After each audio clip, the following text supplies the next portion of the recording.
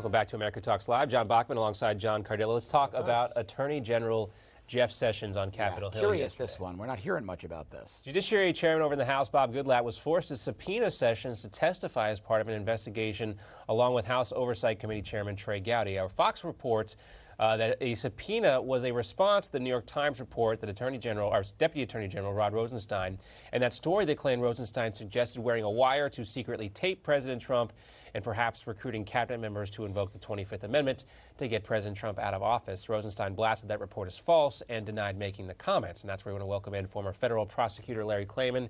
He's the founder of Freedom Watch. Larry, thanks for joining us today. Nice to see you.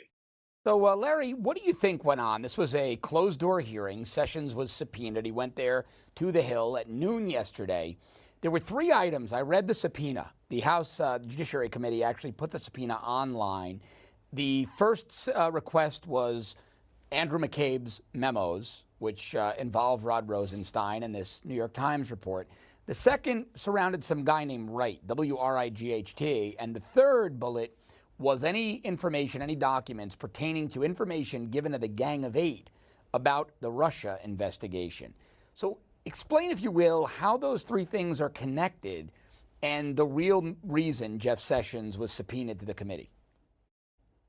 I'll work in reverse, John. He was subpoenaed to the committee because he's obstructed justice, in effect, over his 2 years of being Attorney General, not just with regard to the Russian investigation, where he's implicated. He met with the Russian ambassador. He met with Papadopoulos, and he claims, suggesting that Papadopoulos not have contact with the Russians. He feels extremely vulnerable. And there's a conspiracy of silence in the deep state Justice Department that if you, in fact, incriminate someone else, such as Rosenstein or McCabe, who was with the FBI, or others, that stuff will start flying out of files about you. This is all about Jeff Sessions. It's not about being Attorney General of the United States. He's buried his head in the sand like an ostrich because he's worried about his own future and his own fate. So consequently, the House Judiciary Committee subpoenaed him to appear in front of Congress. Now, whether they have the courage to carry through with this and go to a court to hold him in contempt, based on past history, if the past is a prologue, nothing will come of it. So what do you think's going on here, Larry? You've been a student of this process for a long time. Could it be that Washington, the administration, even those in the House and Senate, know that Sessions is, in fact, the most ineffective Attorney General in U.S. history? Because it's sure starting to look that way.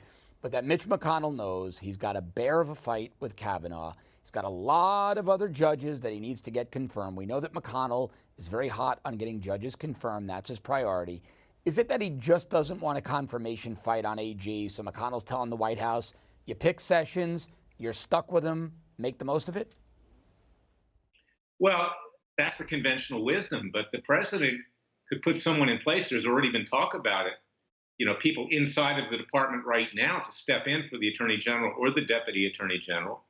Plus, he could do a recess appointment when Congress goes into recess between the midterms and January 20th. And have somebody else in effect. He did that with John Bolton as U.S. ambassador. This was President Reagan many years ago.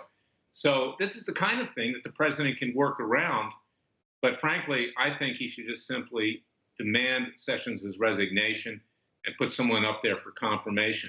It looks like the Republicans are going to win the confirmation fight on Judge Kavanaugh. It would be easier, actually, even to win one with regard to a new Attorney General. Whatever happened with this meeting that was supposed to take place with Rod Rosenstein and President Trump? That was a much talked about meeting. We all thought at one point Rod Rosenstein was going to get his walking papers when he got to the White House. 2 weeks ago, last week, yeah. This is all kind of petered out, and we haven't really heard much about this. Is President Trump just keeping his powder dry, so to speak, until the Kavanaugh confirmation is over?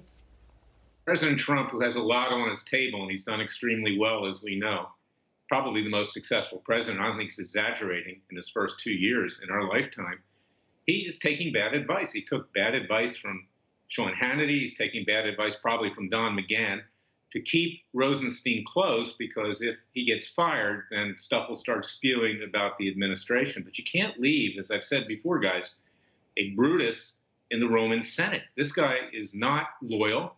He's an Obama appointee.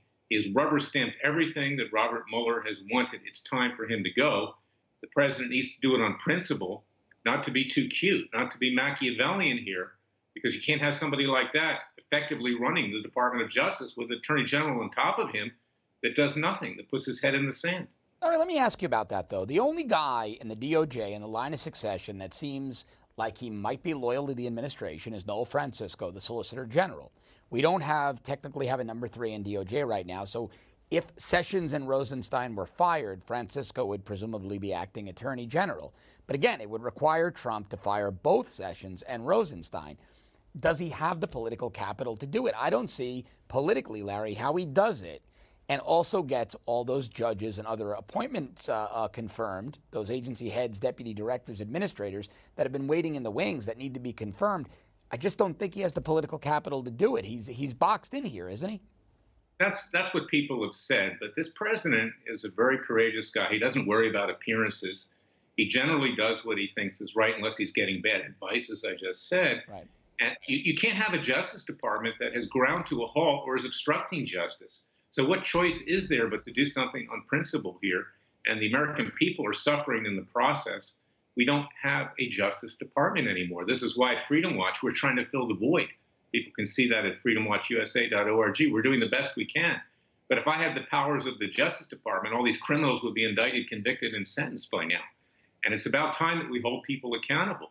Nobody's been held accountable. Yeah, no, and the American I'm with you, Larry. I don't think we have a functioning DOJ in the way it should be. All right, in the time we have left, I want to talk to you about Brett Kavanaugh and whether or not he's going to be confirmed to the United States Supreme Court. Now, we had the cloture vote this morning, 51-49. Joe Manchin was a yes, and Lisa Murkowski from Alaska, the Republican, was a no. Susan Collins is holding a press conference in around 30 minutes. We're going to presumably find out which way she's going. Jeff Flake tells us he's a hard yes. Now, John and I have been debating this, whether or not Manchin remains a yes or a no. So what do you think? Does Kavanaugh ultimately get confirmed tomorrow? Because Dianne Feinstein says he can't be. And I think we have some video of Senator Feinstein. All right, let's listen to that. If confirmed, he will join 8 other individuals who are charged with deciding how the laws of our land are interpreted and applied. He would be a deciding vote on the most important issues affecting our country and every American for generations to come. Mr. President, Madam President, based on all the factors we have before us, I do not believe Judge Kavanaugh has earned this seat. So, Larry, just posturing by Dianne Feinstein and then Chuck Schumer and the other Democrats, do you think Kavanaugh ultimately gets confirmed tomorrow?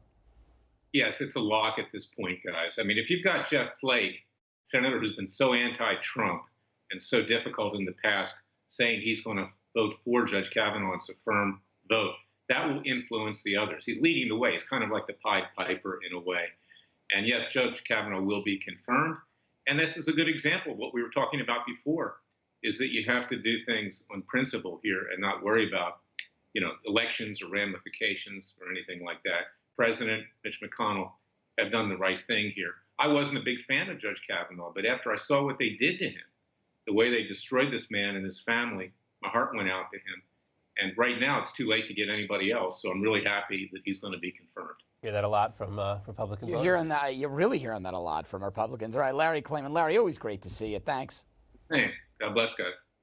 All right, when we come back, Maine Senator Susan Collins will announce her decision here shortly on Kavanaugh. We will preview that announcement right after the break. We'll also bring you the Senate floor to the Senate floor live in just a few moments. And we're also asking you our poll question today. We've been asking you the whole show. There it is on the screen. Should the Senate confirm Judge Kavanaugh? Just text VOTE to 64800. We'll send you the poll question. You reply with yes or no, and we're going to give you the results at the end of the show. No, at the end of the last hour, 99% of you said yes, the Senate should confirm Judge Brett Kavanaugh. I'm going to give you those results again at the end of the show. Stick with us. We'll be back right after the break.